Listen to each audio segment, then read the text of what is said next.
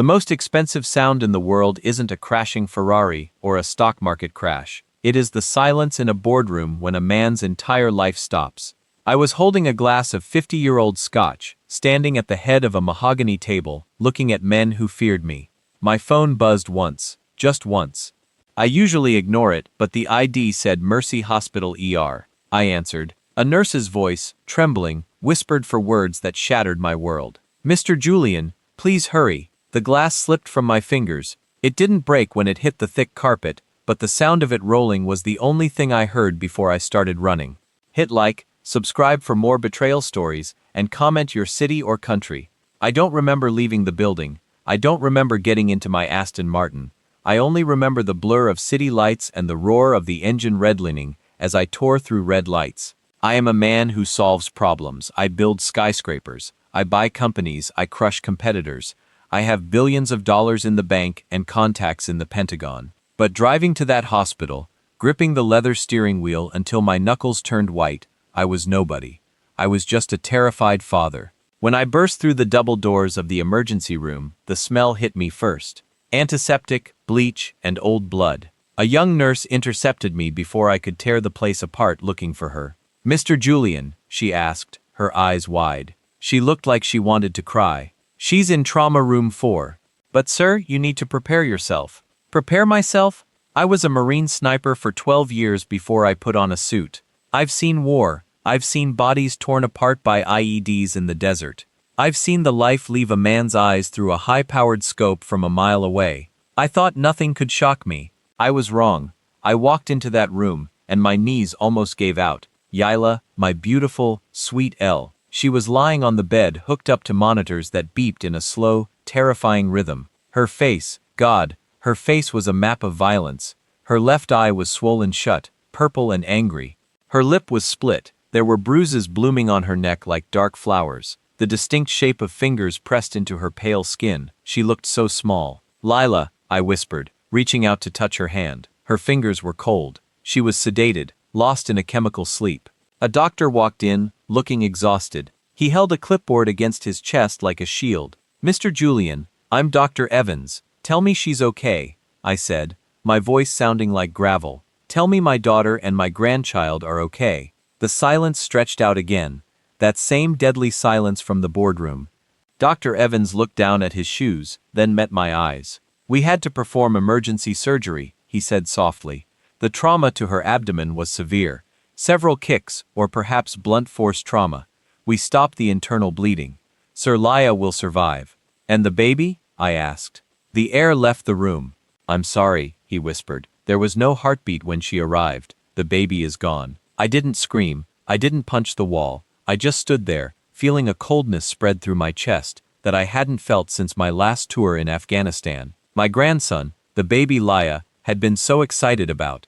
The nursery was already painted yellow. The crib was assembled, gone, murdered before he ever took a breath. "Who did this?" I asked. The soldier was waking up inside me. The CEO was fading away. "The police are in the waiting room," the doctor said. "Detective Miller." I walked out of the trauma room. I found Detective Miller leaning against the wall, chewing gum, looking at his phone. He didn't look like a man on a mission. He looked like a man waiting for his shift to end. He saw my suit, my watch, and he straightened up a little, but the smirk didn't fully leave his face. "Mr. Julian," Miller said, "rough night." Rough night. I stepped into his personal space. My daughter was beaten half to death. She lost her child. "Who did it?" Miller sighed, scratching the back of his neck. "Look, we're still taking statements. From what we hear, it was a wild party. The penthouse at the St. Regis.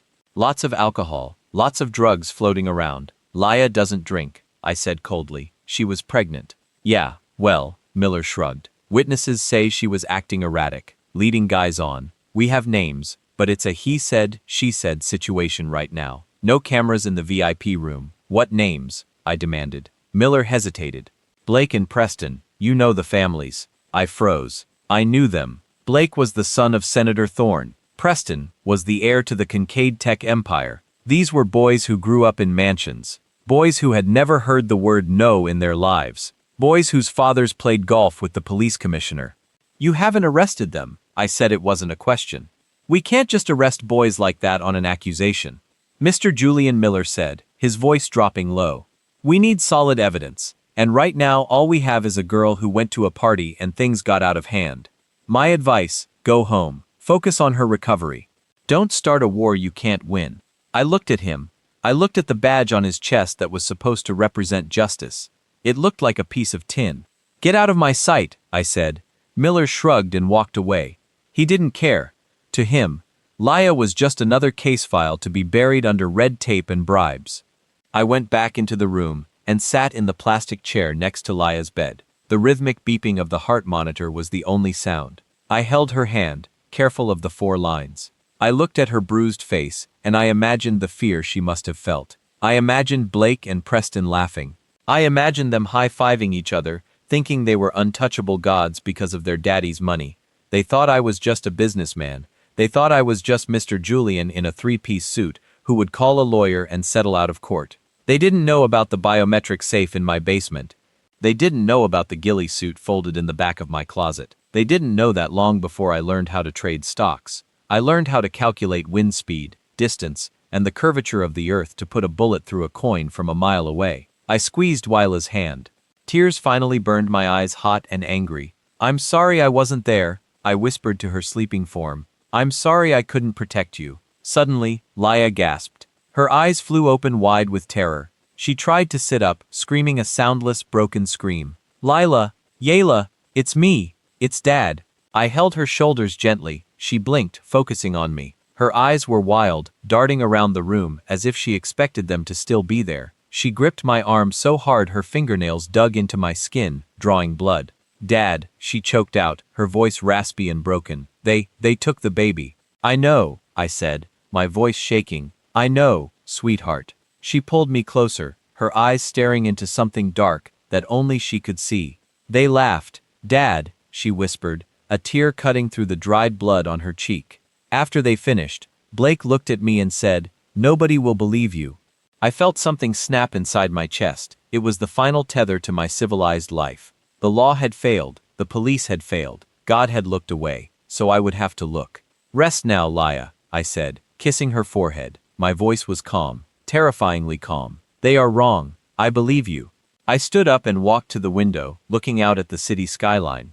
Somewhere out there, Blake and Preston were probably sleeping in their silk sheets, thinking this was over. They had no idea that the hunter was awake. I didn't reach for a weapon immediately. That is the mistake of an amateur, a man ruled by hot blood. I am a strategist. In business, you don't burn the building down because of a bad deal. You call your lawyers, you leverage your assets, and you crush the opposition with paper and ink. I naively thought the same rules applied to the rape of my daughter and the murder of my grandchild. The morning after Laya woke up, I left her sleeping under the watch of private security guards, exosad agents I trusted with my life. I drove straight to the glass tower downtown that housed the law firm of Sterling and Associates. Marcus Sterling has been my attorney for 20 years. He's a shark in a $3,000 suit, a man who has made lawsuits against my companies disappear with a phone call. I walked into his office expecting him to be ready for war. Instead, I found him looking out the window, his back to me. He didn't offer me a drink. We file today, Marcus, I said, throwing a file onto his desk. It contained everything I had gathered overnight. Timelines, the names Blake and Preston, the location of the party. I want them in handcuffs by dinner. Marcus turned around. He looked pale. He looked like a man who had just been told he had a terminal illness. Julian, he said softly, sit down. I didn't sit. I don't want to sit. I want the son of Senator Thorne and the son of Confrontations Tech to rot in a cell. I can't take the case, Marcus said. The silence in the room was heavy. I stared at him, trying to process the words. Excuse me. I pay this firm $5 million a year on retainer, and Senator Thorne sits on the committee that regulates the Bar Association. Kincaid Tech funds the re-election campaigns of half the judges in this state, Marcus replied, his voice shaking slightly. I got a call at 6 a.m., Julian. A courtesy call. They told me that if I represent you in this matter, they will audit every client I have. They will bury this firm. They will disbar me. I looked at this man, a man I thought was a titan, and realized he was just a servant to a bigger master. They raped her, Marcus, I said, my voice low. They killed the baby. I know, he whispered, looking down, and I am sick over it. But Julian, You can't win this in court. The police report already lists the incident as inconclusive. The rape kit results will be delayed. Lost. It's already happening. If you go after them legally, they will drag Laya's name through the mud. They will say she was drunk. She was promiscuous. She asked for it. They will destroy her to save their sons. I walked out of his office without another word. I felt a strange sensation in my chest, the death of hope. The system I had believed in, the system I had paid taxes to, the system I had built my empire within, it was a lie. It was a fence designed to keep the sheep in while the wolves jumped over it whenever they pleased. I drove to the police station one last time. I had to be sure. I had to see it with my own eyes. I asked for Detective Miller. He wasn't there. Instead, a captain came out. He was a thick-necked man with eyes that didn't blink enough. He invited me into his office and closed the blinds. "Mr. Julian," he said, clasping his hands on his desk, "we've reviewed the initial findings. It appears your daughter, well, she has a history of anxiety, doesn't she? She's on medication. She takes mild anti-anxiety meds for exams," I said, my hands balling into fists in my pockets. "What does that have to do with assault?" "It affects credibility," the captain said smoothly. "And the toxicology report isn't back, but witnesses say she was drinking heavily. Laya doesn't drink."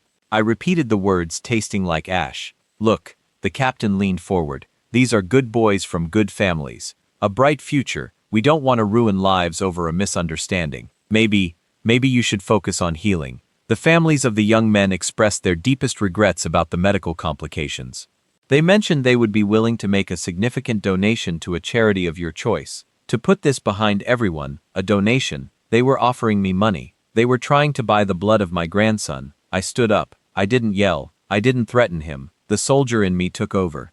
The part of me that knows you never let the enemy know you are about to strike. "I understand," I said calmly. "Thank you for your time, Captain." He looked relieved. He thought he had won. He thought I was broken. I walked out of the station and sat in my car. I pulled out my phone. I didn't want to look, but I had to know the enemy. I opened social media and searched for Blake Thorne. There it was, posted 2 hours ago, a video. It was filmed on a boat, a massive yacht. Blake was holding a bottle of champagne, laughing, his arm around a girl who looked terrified but was forcing a smile. Preston was in the background dancing. The caption read, "Untouchable weekend vibes." They were celebrating. While my daughter lay in a hospital bed staring at the ceiling, wondering why she survived. They were celebrating. I threw the phone onto the passenger seat. The screen cracked. I drove home, not to the penthouse in the city, but to the main estate, a sprawling mansion on the cliffs overlooking the ocean. It was a cold, modern fortress of glass and steel. I walked in. The silence of the empty house was different now. It wasn't peaceful. It was expectant. I walked past the living room, past the library, and down the stairs to the basement wine cellar. I walked to the back rack where the vintage Bordeaux was kept. I reached behind a dusty bottle of 1982 Petrus and pressed a hidden panel in the stone. A section of the wall hissed and slid open. I stepped into the room that didn't exist on the blueprints. The air inside was cool and smelled of gun oil and stale memories. The walls were lined with monitors, currently dark. On the center table sat a large black biometric case. I placed my hand on the scanner. A green light swept across my palm. Access granted. The latches clicked open with a heavy mechanical sound. I lifted the lid. There it was. My old partner, a Macmillan TAC-50 sniper rifle. It was dismantled. The black metal gleaming under the harsh halogen lights. Next to it were boxes of custom-made ammunition, hand-loaded rounds I had made myself years ago. Match grade, perfect balance. I ran my fingers over the cold barrel. I hadn't touched this weapon in 15 years. I had buried this part of my life because I wanted to be a father, not a killer. I wanted Leia to grow up knowing soft hands, not hands that had ended lives from a mile away. But the world didn't want a father. The world had proven that today. The world was full of monsters like Blake and Preston, protected by monsters like the captain and the senator. And the only thing that stops a monster is a bigger, scarier monster. I began to assemble the rifle. The movements were muscle memory. Click, slide, lock. My hands didn't shake. The grief that had been drowning me all day evaporated, replaced by a cold, crystal in focus. I picked up a single bullet. It was heavy brass and lead. It wasn't money. It wasn't a lawsuit. It was the only currency that mattered. Now I turned on the monitors. The screens flickered to life, showing satellite feeds, city grids, and police frequencies. I typed in a name, Blake Thorne. The screen zoomed in on the yacht club marina. I wasn't going to kill them. Not yet. Death was too easy. Death was an escape. I wanted to take away the one thing they valued more than life itself.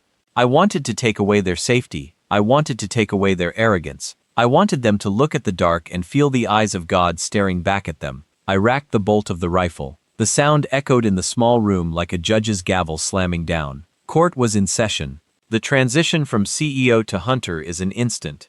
It's a shedding of skin. I had to strip away the layers of civilization I had wrapped around myself for Leia's sake. I stopped shaving. I stopped wearing the Italian suits. I started wearing dark tactical clothing that didn't rustle when I moved. I slept in shifts for hours a night, waking up instantly at the slightest sound. But before I could pull a trigger, I needed to become a ghost. My first weapon wasn't the rifle, it was information. I sat in my underground bunker, surrounded by the hum of servers.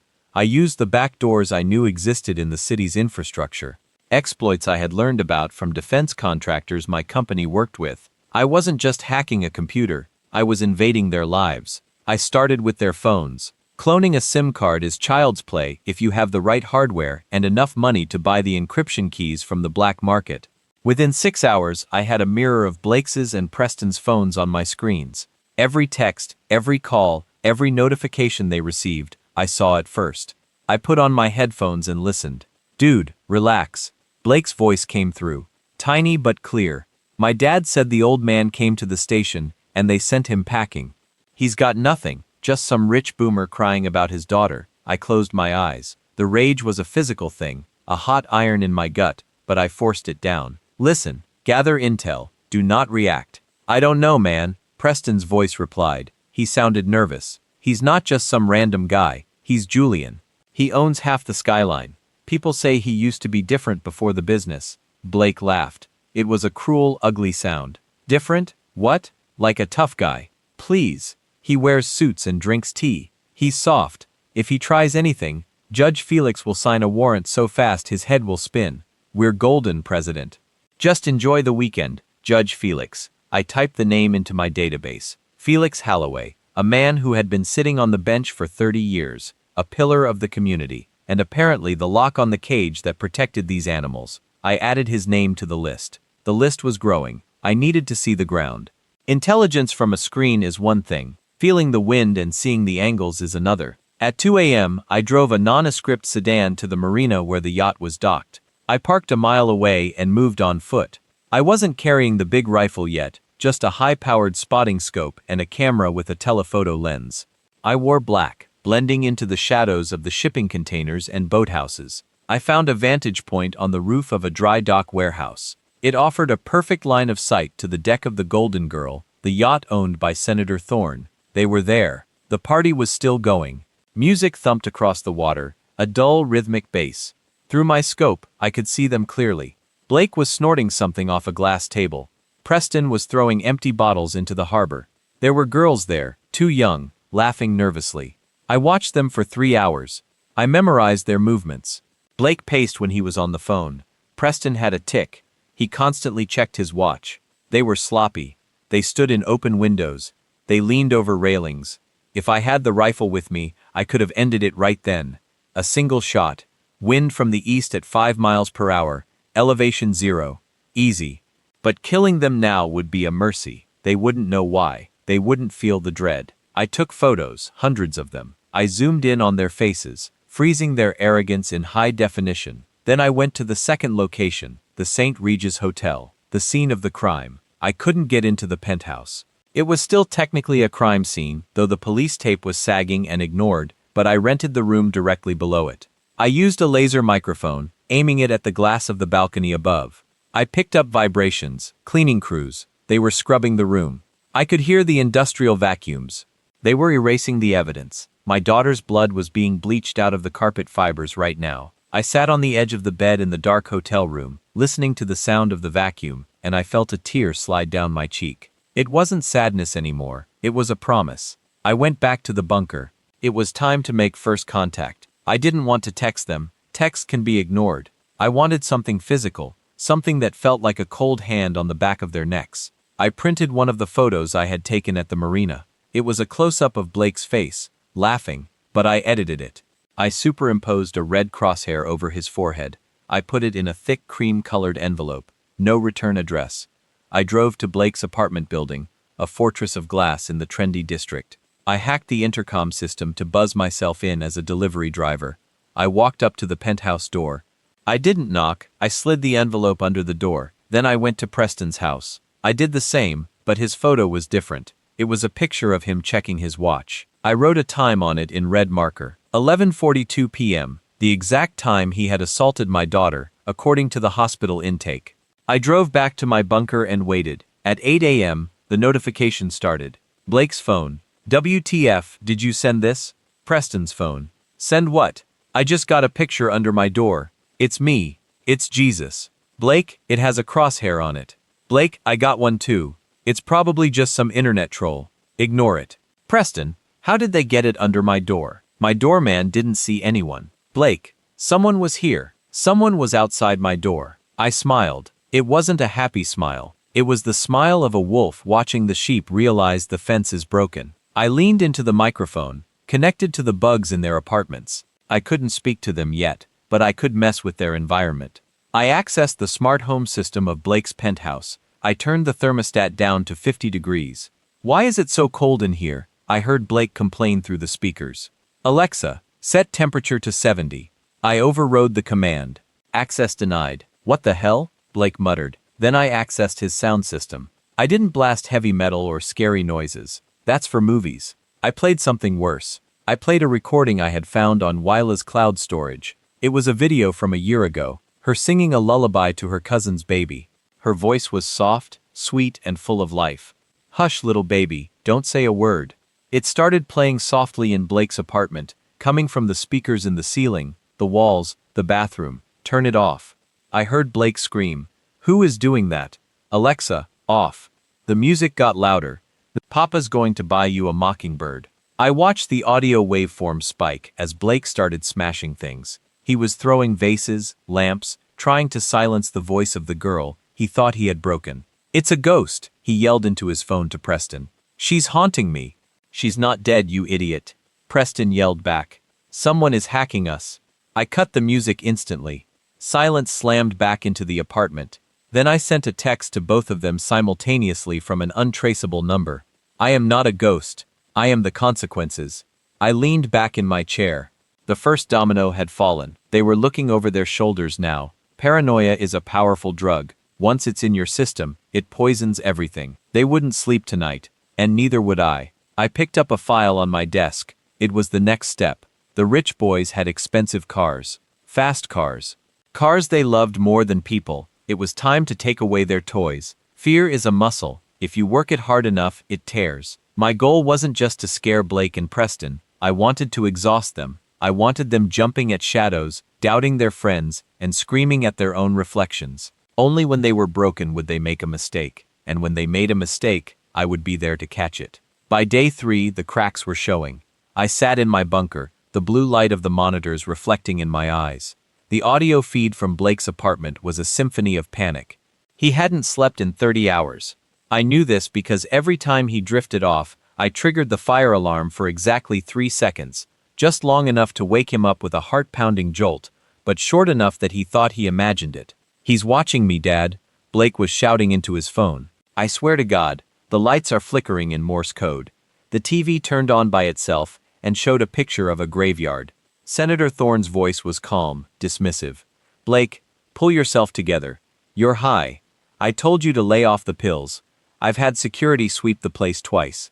There's no one there. It's stress. Go to the spa. Get a massage. I don't want a massage. I want a bodyguard. Blake screamed. You have 2 armed men outside your door right now. The senator snapped. Stop acting like a child. You're embarrassing the family. Click. The senator hung up. Perfect. Isolation. The father was dismissing the son's fears. That meant Blake was alone with his demons. It was time to escalate. I waited until nightfall. I knew Preston was heading to a charity gala downtown. He was trying to act normal, trying to maintain the facade of the golden boy. He drove a custom matte black Lamborghini Aventador. He loved that car more than he loved any human being. He parked it in the VIP valet section right out front under the bright lights. I didn't need to be close. I was perched on top of a parking garage 600 yards away. I had the Macmillan TAC-50, but I wasn't using lethal rounds.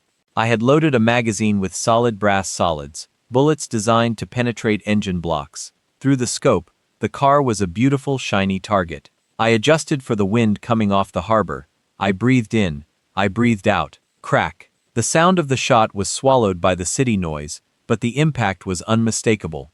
The bullet punched through the hood of the Lamborghini like it was made of paper. It smashed into the engine block, shattering the pistons. Oil and coolant exploded underneath the car, pooling rapidly on the pristine pavement. I didn't stop. Crack. The front left tire disintegrated. Crack. The rear right tire exploded. I packed up and vanished before the valet even realized what had happened. 10 minutes later, I was back in the bunker watching the security footage from the gala entrance. Preston walked out, a model on his arm, smiling for the paparazzi. He handed his ticket to the valet. The valet looked terrified. He pointed to the car. Preston's face went white. He ran to the wreckage of his million-dollar machine. He fell to his knees, touching the jagged hole in the hood. He looked around wildly, scanning the rooftops, his eyes wide with terror. He knew this wasn't vandalism. This was precision. His phone buzzed. I sent the text at that exact moment. Next time you'll be in the driver's seat. Preston threw up right there on the red carpet. The paparazzi cameras flashed like lightning, capturing his fear for the morning papers. But the psychological war wasn't just about destruction. It was about invasion. I focused on the third member of their little group, Kyle. Kyle wasn't at the party, but he was the driver. He was the one who had locked the door. He was the weak link. He was younger, softer. I found his email address. I sent him a single audio file. It wasn't a threat. It was the sound of a heartbeat. Thump, thump, thump, thump. Then I cut it off with a sharp beep. The sound of a flatline monitor. 5 minutes later, Kyle was calling Blake. Did you get it? Kyle was sobbing. The heartbeat. He knows Blake. He knows about the baby. Shut up, Kyle. Blake hissed.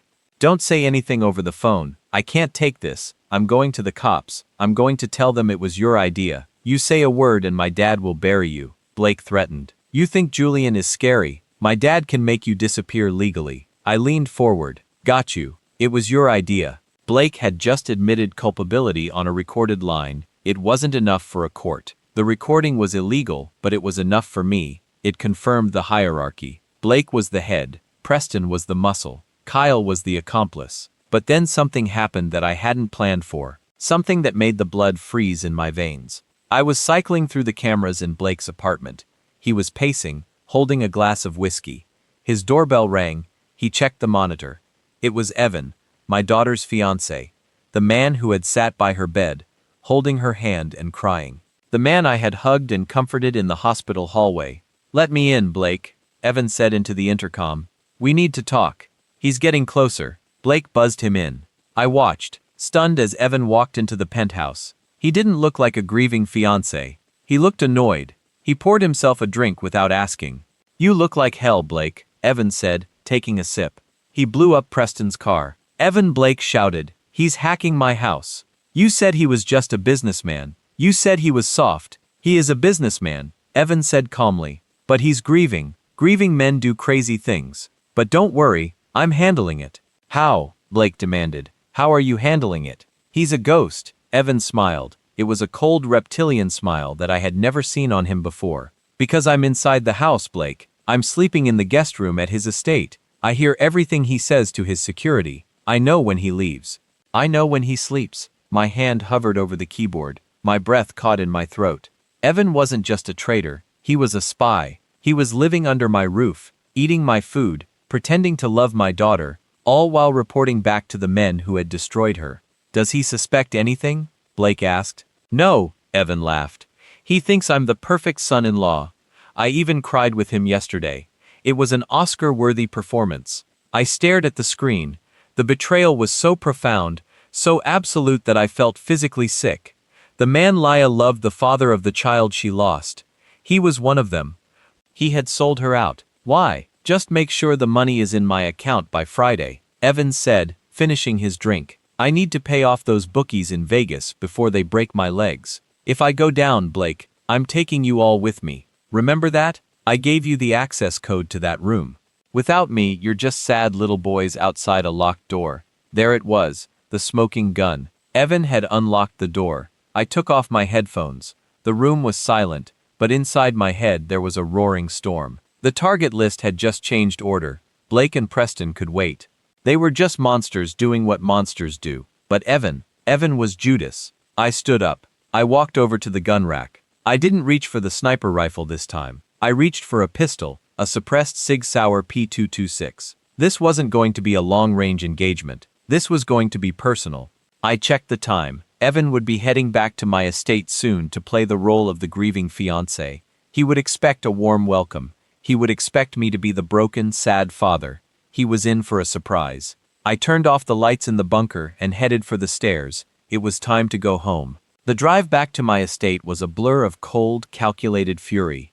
I didn't speed. I didn't weave through traffic. I drove with the precision of a man transporting nitroglycerin. Every time I thought of Evan's face, that sympathetic, tear-streaked face he had worn for days, I wanted to crush the steering wheel. He had held Eula's hand. He had kissed her forehead while she slept, drugged and broken, knowing he was the reason she was there. The betrayal wasn't just a knife in the back. It was a twist of the blade. I arrived at the estate before him. I dismissed the security staff for the night. Go home, I told the head of my detail, a burly excess operator named Grigori. I need some time alone with family. Evan is coming over. We're going to mourn. Grigori nodded solemnly. Understood. Boss, call if you need anything. He had no idea how much I needed this morning session. I sat in the main library. It was a cavernous room with floor-to-ceiling bookshelves and a large fireplace. I didn't light a fire. The room was dark, illuminated only by the moonlight filtering through the rain-streaked windows. I poured 2 glasses of scotch, one for me, one for the traitor. I placed my suppressed pistol under the cushion of my leather armchair. Headlights swept across the wall, the sound of a car door closing, the front door opening. Juliet Evans' voice echoed in the hallway. Are you home? The guard said you sent them away in the library. Evan, I called out. My voice was steady. It sounded like the voice of a tired old man. Evan walked in, shaking rain off his coat. He looked the part perfectly. Disheveled hair, red-rimmed eyes, shoulders slumped in defeat. If I hadn't seen him laughing in Blake's penthouse an hour ago, I would have hugged him. God, what a day! Evan sighed, collapsing onto the sofa opposite me. He had the scotch. Is that for me? Drink up, I said. You look like you need it. He took a large gulp. I just came from the hospital. Laya, she's still not speaking much. It breaks my heart, Julian. Seeing her like that, I just want to kill whoever did this. The audacity, the sheer unadulterated evil of this man. Me too, Evan, I said, sipping my drink. I've been thinking a lot about the night of the party, about how they got to her. Evan stiffened slightly. It was subtle, a micro-expression of fear, but I caught it. What do you mean? Well, I swirled the amber liquid in my glass. Laya was in the VIP room, the platinum suite. That door has a keypad lock. The code changes every hour. Only the person who rented the room, Laya, and the people she invited would know it. Evan set his glass down. Maybe they hacked it, or maybe she left the door propped open. You know how trusting she is. True, I nodded. She trusted you. Of course, Evan said, his smile tight, and I would have died to protect her if I hadn't been stuck in traffic. Traffic, I repeated. Right, but here's the thing, Evan. I pulled the logs from the hotel security system. The door wasn't hacked, and it wasn't propped open. Someone typed in the code at 11:40 p.m., and then 10 seconds later, 3 men walked in. Evan stood up. Julian, you're obsessing. You need to sleep. This isn't healthy. Sit down, I said. My voice dropped an octave. It wasn't a request. I think I should go, Evan said, backing away. You're acting strange. I said, sit down. I pulled the pistol from the cushion. I didn't point it at his head. I pointed it at his knee. Evan froze. His eyes went wide, staring at the suppressor. Julian, what are you doing? It's me. It's Evan. I know who you are, I said calmly. I know you owe $200,000 to a bookie in Vegas named S. I know you've been funneling money out of Laya's trust fund for months, and I know you sold the access code to Blake Thorne for 50 grand to clear your debt. Evan's face went white. All the color drained away, leaving him looking like a wax figure. That's insane. Who told you that? You did, I said. I heard you in Blake's apartment tonight. I gave you the access code. Without me, you're just sad little boys outside a locked door. Remember? Evan lunged. He was desperate, fueled by panic. He grabbed a heavy crystal ashtray from the table and swung it at my head. He was fast, but he was a civilian. I didn't even stand up. I shifted my weight, let the ashtray sail past my ear, and fired. The sound was no louder than a staple gun. Evan screamed and collapsed, clutching his right thigh. The bullet had passed cleanly through the muscle, painful, messy, but not lethal. He writhed on the Persian rug, blood soaking into the intricate patterns. "You shot me," he shrieked. "You crazy old bastard, you shot me." I stood up and walked over to him. I kicked the ashtray away. I looked down at him with zero empathy. He wasn't family anymore. He was a target. "That was a warning," I said. "The next one goes in your kneecap. That means you'll never walk without a cane again. The one after that goes in your stomach. That means a colostomy bag for life. Do you want to keep going or do you want to talk?" "I'll sue you," Evan spat, tears streaming down his face. "I'll tell the police. Tell them what I asked. That you broke into my house and attacked me? That I defended myself? Look at the ashtray, Evan. Your prints are on it. It's near my head. It's self-defense." I leaned down, pressing the hot muzzle of the suppressor against his forehead. The heat seared his skin. He stopped screaming instantly. "Unlock your phone," I commanded. He fumbled with trembling hands. Unlocking it, I took the device. I opened his banking app. There it was, a transfer of $50,000 from a shell company linked to Kincaid Tech. "Transfer it back," I said. "What?" "Transfer the blood money to a children's charity." "Now you did it," sobbing the entire time. "Now," I said, stepping back, "we're going to record a confession. You're going to look into this camera, and you're going to tell the world exactly what you did. You're going to name Blake, Preston, Kyle, and Judge Felix." "They'll kill me," Evan whispered. "If I talk, the senator will have me killed in prison." "Evan," I said, crouching down so our eyes met, "you're worried about them killing you? You should be worried about me keeping you alive." I gestured to his leg. "I know exactly where to shoot to cause maximum pain without killing you.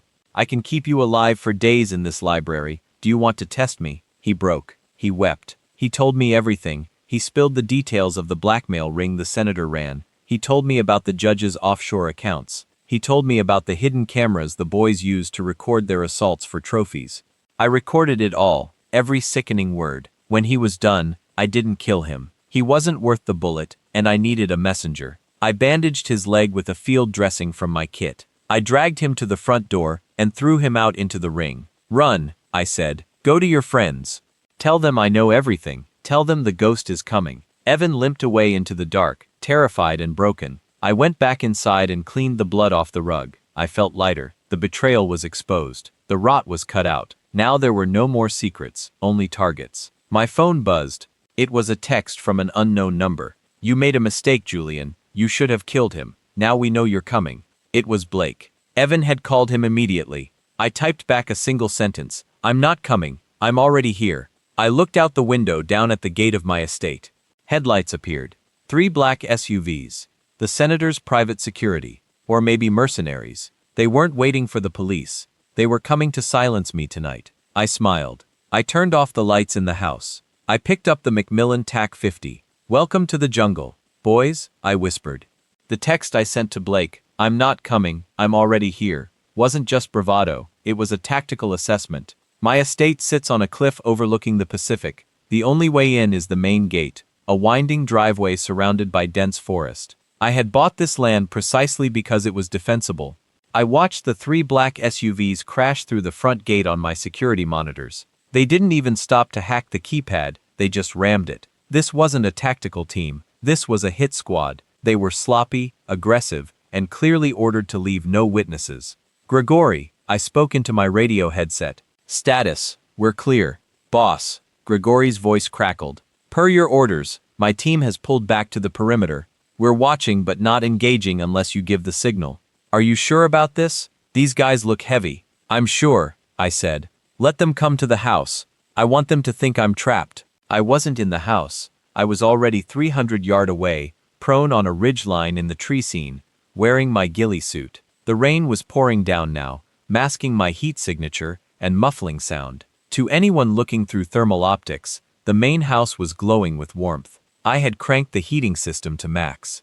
To them, it looked like a cozy target. The SUVs screeched to a halt in front of the main entrance. 12 men poured out. They wore tactical gear, but no unit patches. Mercenaries, probably ex-military contractors, paid off the books by Senator Thorne. They moved in a stack, breaching the front door with explosives.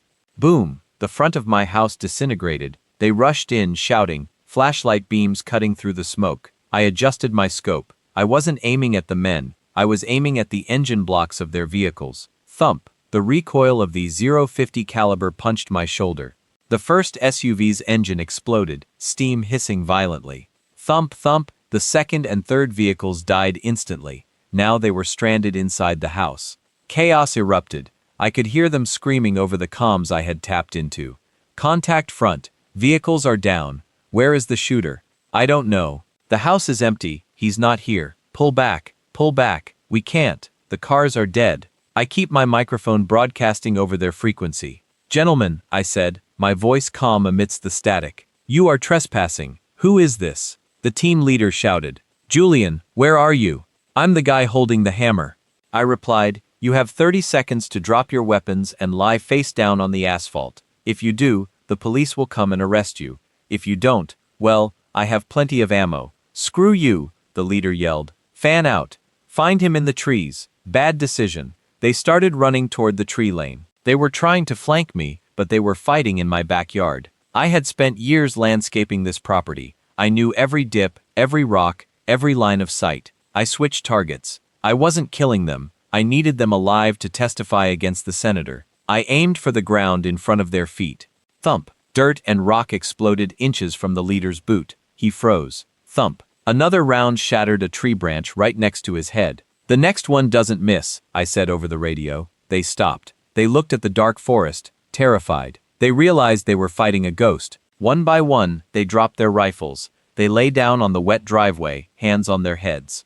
Gregory, I said, wrap them up. My security team emerged from the shadows like wraiths, zip-tying the mercenaries before they even knew what was happening. I didn't go down and meet them. I had bigger fish to fry. I had the confession from Evan.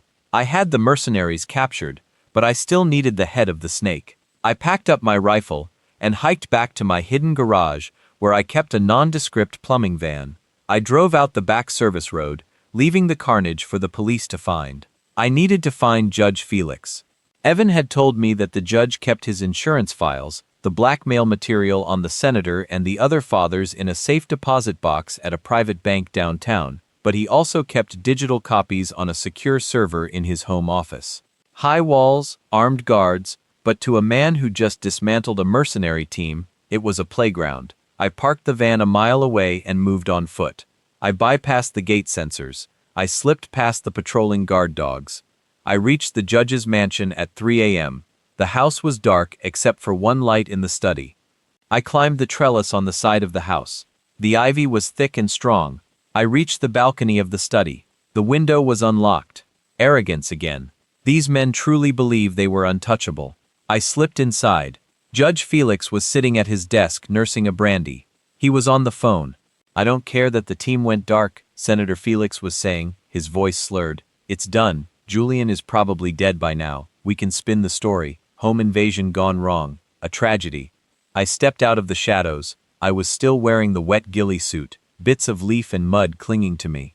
I must have looked like a swamp monster. You might want to check your sources, Felix, I said. The judge dropped his phone. He spun around, his eyes bulging. He reached for a drawer, presumably for a gun. I crossed the room in 2 strides and slammed the drawer shut on his hand. He screamed, a high-pitched, pathetic sound. Sit, I commanded, shoving him back into his leather chair. You can't be here, Felix stammered, clutching his crushed fingers. You're supposed to be dead. I'm very hard to kill, I said. Unlike your career, I pulled out a USB drive, the one with Evan's confession.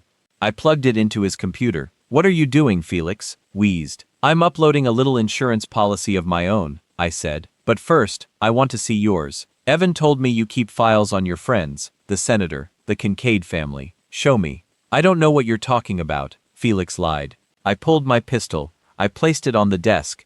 Felix, I just took out 12 armed men without a scratch. Do you really think I won't hurt you? He stared at the gun. He crumbled. It's in the hidden drive, he whispered. Behind the painting. I walked over to a painting of a ship in a storm. I moved it aside. A small wall safe, code, I said. 1984, he muttered. I opened it. Inside was a hard drive labeled leverage. I took it. This was it, the nuclear option. This drive contained proof of decades of corruption, bribes, covered-up DUIs, assaults, tax evasion. It was enough to bring down half the city government.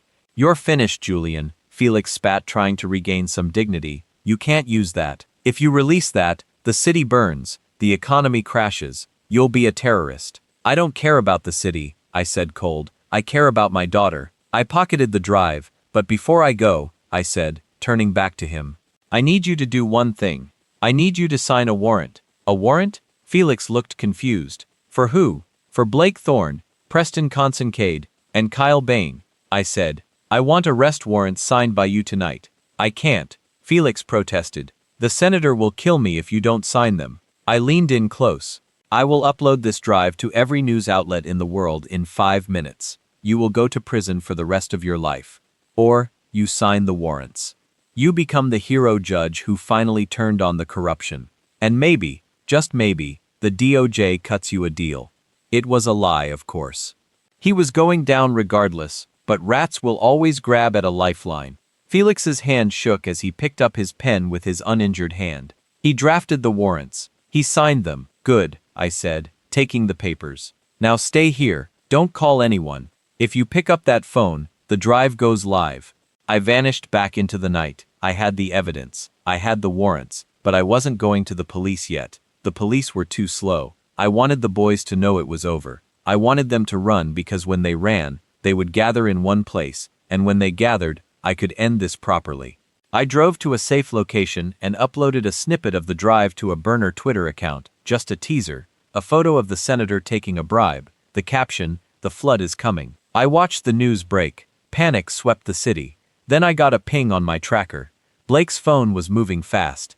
He was heading to the private airfield. He wasn't alone. Preston and Kyle were with him. They were fleeing. I checked the location. The airfield was isolated, flat, perfect for long-range work. I looked at my rifle in the passenger seat. One last job, I whispered. The private airfield was a desolate stretch of tarmac, 10 miles outside the city limits, carved out of the wetlands. It was used by billionaires who didn't want their flight logs tracked. It was the perfect escape route for rats leaving a sinking ship. I arrived 20 minutes before they did. I didn't drive up to the gate.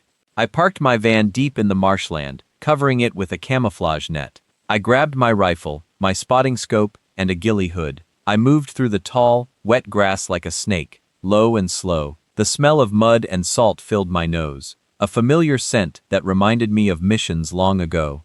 I found my perch on a small rise, an old drainage berm about 1,200 yards from the main hangar. It was a long shot, but the wind was steady.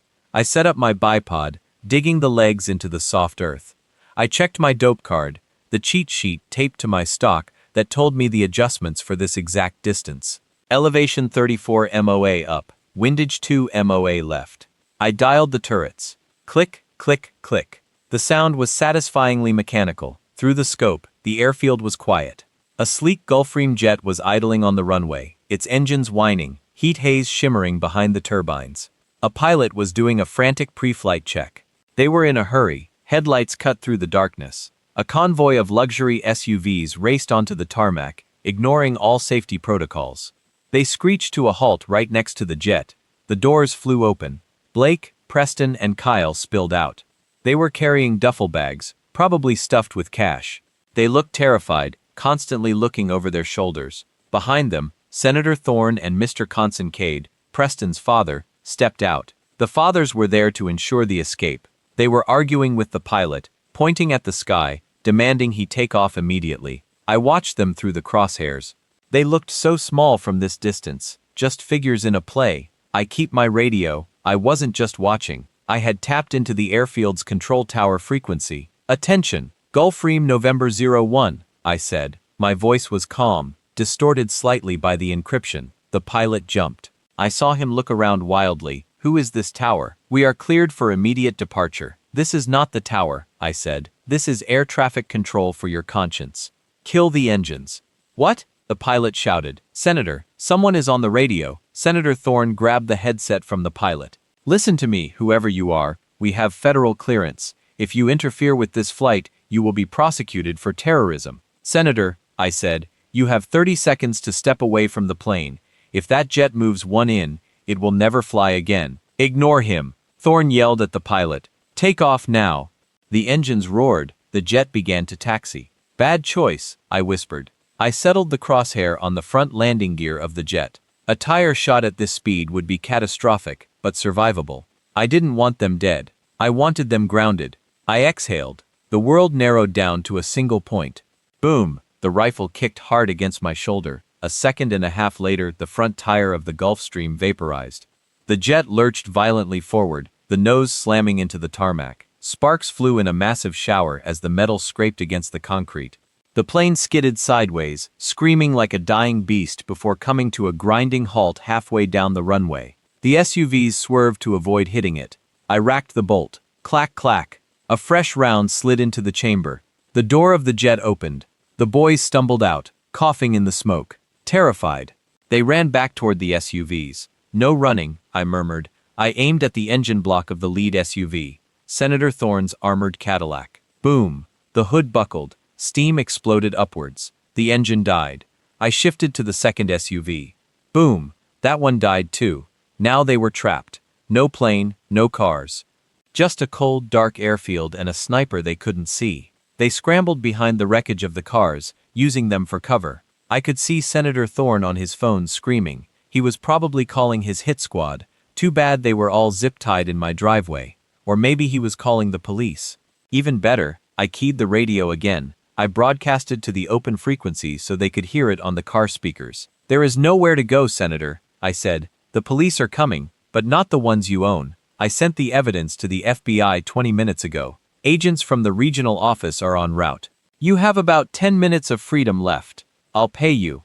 Thorne screamed at the sky, his voice cracking. Name your price. 10 million. 20. Just let my son go. My grandson's life was priceless. I replied. You can't buy your way out of this. He didn't mean to hurt her.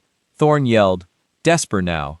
It was an accident. She was fall. She was willing. I have the video, Senator. I lied. I have the confession from Evan. I have everything. It's over. Silence fell over the tarmac. The boys were crying. Actual tears. Blake, the tough guy, was huddled in a ball against the tire, sobbing into his hands. Preston was vomiting. Kay was praying. But then I saw something that made my blood run cold. A third car appeared at the far end of the runway, not an SUV, a police cruiser. It was Judge Felix. He hadn't stayed at his house. He hadn't waited to be arrested. He had come here, and he wasn't alone. He dragged someone out of the back seat. It was Leah. My heart stopped. She was in a hospital gown, barely able to stand. He had a gun to her head. Julian. Felix's voice boomed over a megaphone. I know you're out there. I know you're watching. Come out or she dies. How? How did he get her? My security, the guards at the hospital. Then I remembered I had pulled my best men to defend my estate. I had left the hospital with standard security. Felix must have used his badge, his authority to walk right in and take her. Drop the weapon, Julian. Felix screamed. Stand up. Show yourself. Leah looked so weak. She wasn't crying. She looked resigned. She looked brave. I was 1,200 yards away. A head shot on a moving target holding a hostage is impossible. Even for me, the risk was too high. If I missed by an inch, I would kill my own daughter. I stood up from the grass. I dropped my ghillie hood. I raised my hands. I'm here, I shouted, my voice carrying over the wind. Walk forward, Felix commanded. Slowly, I started walking. It would take me 10 minutes to reach them. 10 minutes for him to panic. 10 minutes for the FBI to arrive. Dad, don't, Leah screamed. Her voice was thin but fierce. Shoot him, don't let him win. Shut up, Felix struck her with the pistol. The rage that flared in me was white hot, but I kept walking. I had to close the distance. I had to get a clean shot. But Felix wasn't waiting. He was panicking. He dragged Leia toward the wreckage of the plane. He was trying to use the jet as a shield. Get in the plane, he shouted to the boys. We're taking off. The landing gear is damaged, but the engines still work. We can limp it into the air. He was insane. Taking off with a collapsed nose gear would result in a fireball. He would kill everyone, including Laya. I couldn't let them get back on that plane. I stopped walking. I dropped to one knee. I didn't care about exposure. I didn't care if they saw me. I raised the rifle. Distance 800 yards now. Target, Judge Felix. Obstruction, my daughter. He was holding her tight against his chest. His head was partially behind hers. The only target I had was his shoulder or his leg, but a leg shot wouldn't stop him from pulling the trigger on Leia. I needed a miracle. I centered the crosshair, not on Felix, not on Leia. I aimed at the ground 10 feet in front of them, specifically at a puddle of jet fuel that had leaked from the damaged wing. "Forgive me, Yila," I whispered. I pulled the trigger. Boom. The bullet struck the concrete beneath the fuel. The spark ignited the vapor instantly. Whoosh. A wall of fire erupted between Felix and the plane. It wasn't an explosion that would kill them, but a flash fire that created a barrier of heat and terror. Felix flinched. He threw his arm up to shield his face from the heat. In that split second, he let go of Leia. She stumbled back, falling away from him. "Now," I said. I cycled the bolt. I aimed for Felix's right hand, the one holding the gun. Boom. The judge's hand disintegrated in a spray of red mist. The gun went flying. He screamed, clutching his stump, falling to his knees. Leia scrambled away, crawling on the tarmac. The boys and the senator were frozen in shock. Then the sirens started. Not police sirens. The deep warbling sirens of federal vehicles. Blue and red lights flooded the airfield from the main gate. The FBI had arrived. Armored trucks smashed through the fence. Agents swarmed the tarmac. Weapons drawn. Federal agents dropped to the ground. Now I watched through my scope as they tackled the senator. They tackled the boys. Medics rushed to Leia. It was over, or so I thought. I lowered my rifle. I sat back in the wet grass, the adrenaline crashing out of my system. I watched them load my daughter into an ambulance. She was safe. The bad men were in cuffs. But as I watched the FBI lead Judge Felix away, I saw him smiling. He was bleeding. He was handcuffed, but he was smiling. He looked at the camera of a news crew that had just arrived. He mouthed something. "I have leverage." He still thought he could win. He still thought the drive I took wasn't enough. He was wrong. I packed up my rifle. I wasn't going down there to give a statement. I was a vigilante now, a criminal in the eyes of the law. I couldn't be Julian the CEO anymore. I faded back into the swamp. I had one more loose end to tie up. The story wasn't finished until the ink was dry, and I was going to write the ending in blood if I had to. The FBI raid on the airfield was headline news across the globe within an hour. Billionaire's daughter rescued. The cheer-in flashed on every screen from Times Square to Tokyo. Senator arrested in trafficking scandal. I watched it all from a motel room in a town 3 hours away. I had ditched the van, burned my clothes, and bought a used pickup truck with cash. I was officially a ghost. The authorities wanted to question the sniper, but they were more focused on the massive corruption ring I had exposed. Lala was safe. That was the only thing that mattered. I watched a clip of her being wheeled into a secure hospital wing, surrounded by federal agents. She looked broken but alive, but Judge Felix's smile haunted me. I have leverage. Why would a man who just lost his hand and his freedom smile? Unless he had an ace up his sleeve that I hadn't found. I plugged the judge's hard drive into my encrypted laptop. I had to know. I scanned the files again.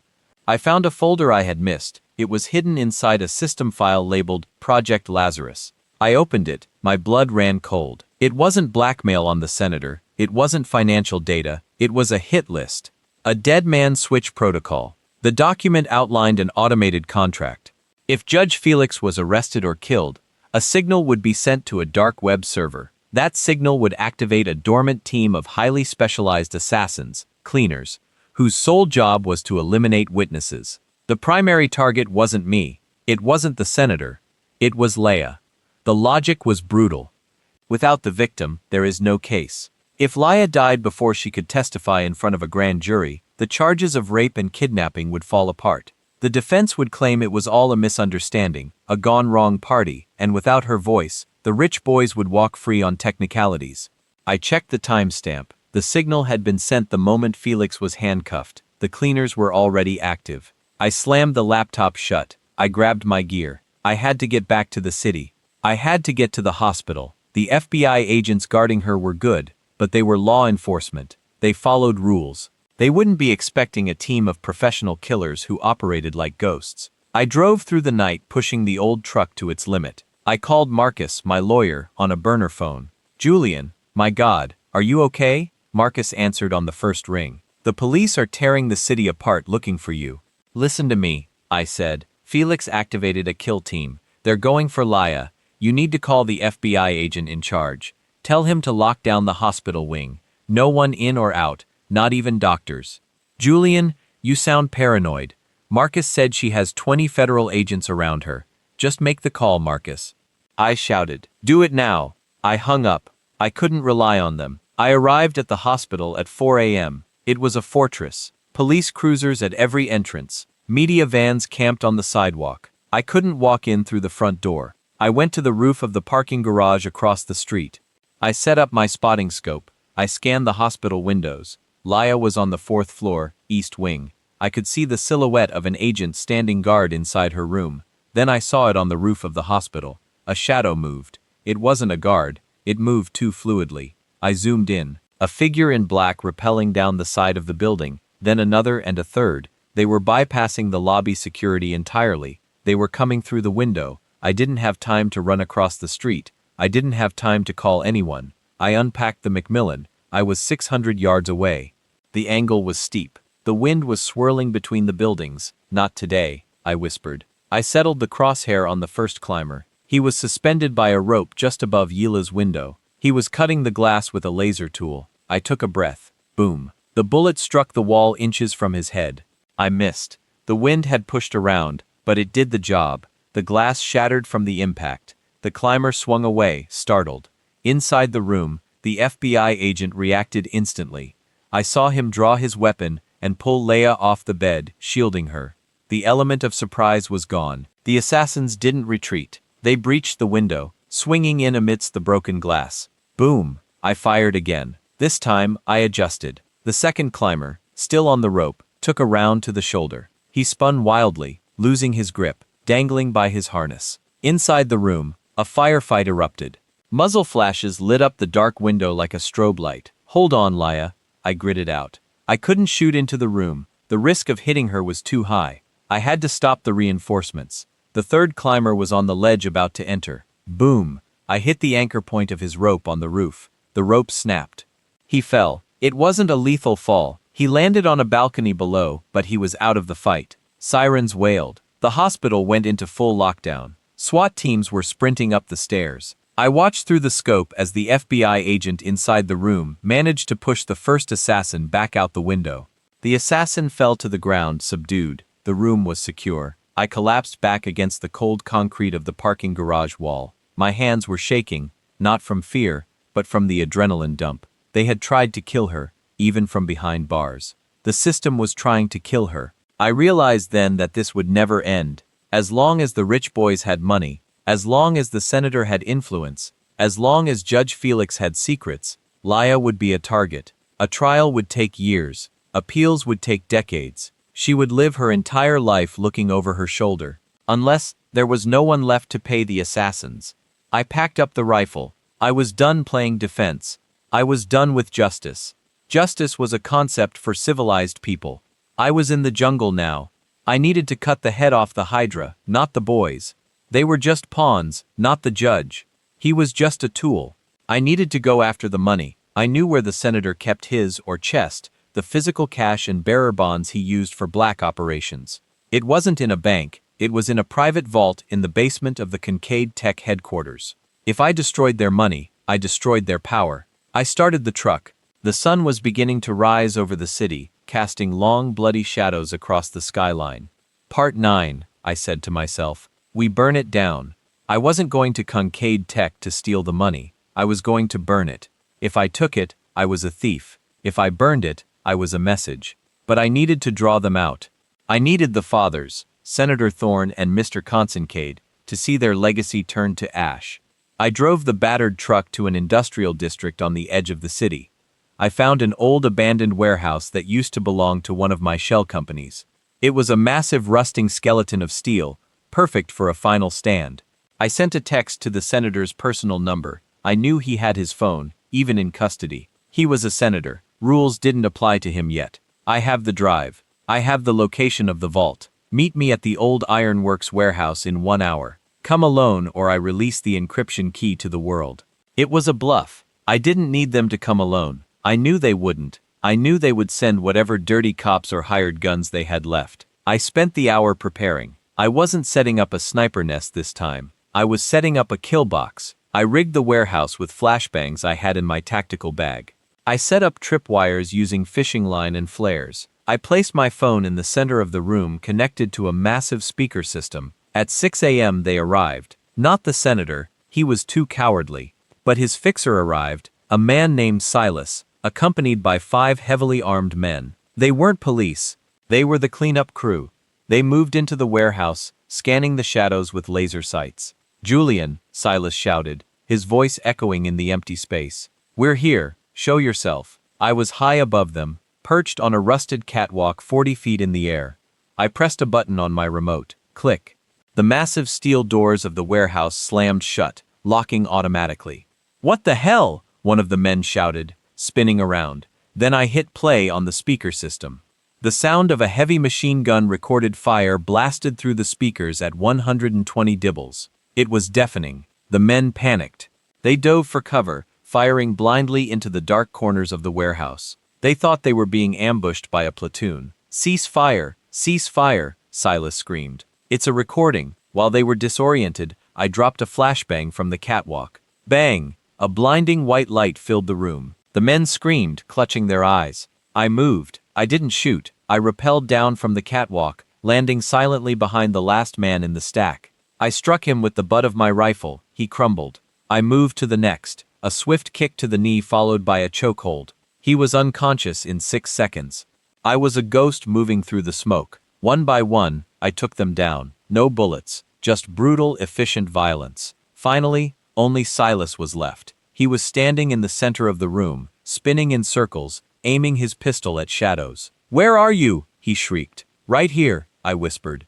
I stepped out of the smoke directly in front of him. Before he could pull the trigger, I grabbed his wrist and twisted. The gun clattered to the floor. I swept his legs and he hit the concrete hard. I put my boot on his chest. "The vault," I said. "Verify the location. You're dead, Julian."